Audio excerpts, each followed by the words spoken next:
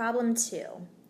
In 2012, 36% of adults aged 18 to 31, the millennial generation, lived with their parents. A sociologist tests whether this percentage is decreased and finds 32% of 400 adults aged 18 to 31 living with their parents. Use alpha equals 0.10 and the traditional method. So first thing we need to do is find H0 and H1.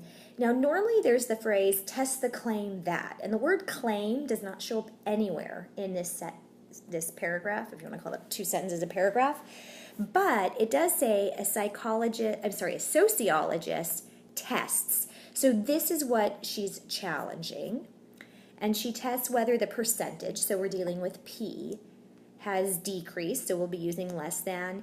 And then be careful, because as we go to fill everything in, the next number you see is 32%, but that's not the number I'm going to be listing. P equals 0.36 and P less than 0.36, where less than was the claim, is how I need to write it.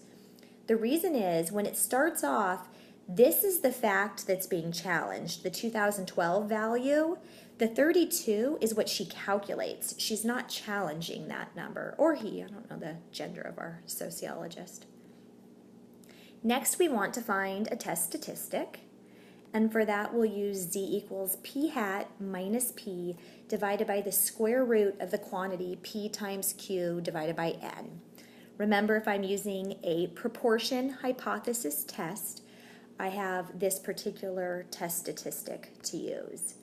So usually we have to find P hat first, but P hat 0.32 is given in this problem. She finds 32%. We do not have to calculate it ourselves. Do not put 32 over 400 or 0.32. If you have a percentage symbol, then you have P hat. So going to my formula, I'm going to put the 0.32 minus P.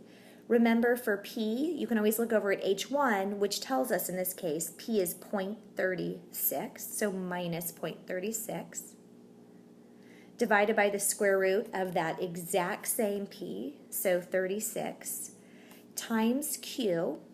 For this problem, Q is 0.64, and I found that from 1 minus P, or 1 minus 0.36. It was the complement of the proportion being challenged, and divide by N, and that's the number of people that were sampled, so it's 400. I enter all this into my calculator, negative 1.66666 off the edge of the calculator. So if I'm going to answer with a 2 decimal value number, I have negative 1.67. Oops, sorry about that.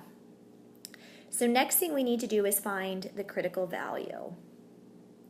So we start with alpha, which is given to us to be 0.10, and we have a left tail test. Now, how do I know it's a left tail test? Remember, H0 has less than, so I have a left tail test, and this means that we're going to get a negative critical value.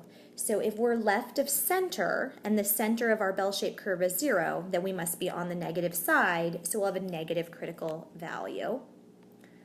And we will not cut alpha in half. We will not do alpha divided by 2 because it's not in 2 tails. It's only in the left tail. So that means I need to find 0.10 in the middle of the table to get my negative z-score, my negative critical value. So in row negative 1.2, I find 0.1003, which is too big, 0.0985, which is too small. So my number would be in between them. I determined the distance from each of those values.